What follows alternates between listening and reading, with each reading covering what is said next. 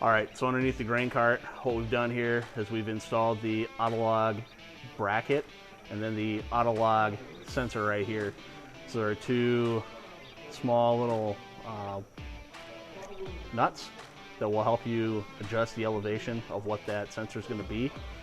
And then right here, as you can see, this is where the AutoLog collar is at. And essentially, it's just a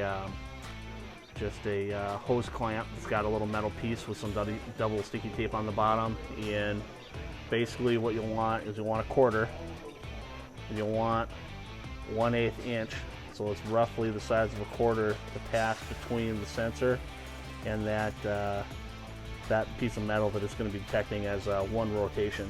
And again, up at the GT560 in the cab, you can troubleshoot that and get what the actual RPMs are as the PTO is running.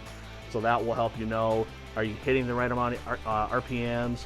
Are you getting enough RPMs? And then again, you've got the LED light here on the back side. Every time it detects that piece of steel that's going in front of that sensor, it will light up as well. So that'll help you troubleshoot if you have any issues. Now generally, these magnetic sensors are very, very reliable. And again, you know, customer might say, oh, I got a tractor that'll tell me what my RPMs are up in the cab. You know, your tractor might, but if you're running old school cool equipment like what I'm running, it definitely doesn't tell you up in the cab of the tractor. So that GT560 will help you with that as well.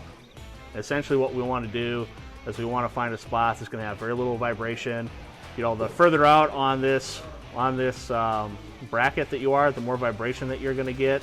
So we try to want to keep it as close to the frame as we possibly can. Decreases the amount of vibration that we're going to get and get a good signal.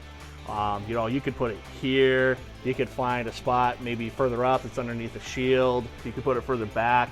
Anywhere where we can just stick this metal collar that's in a good, convenient spot.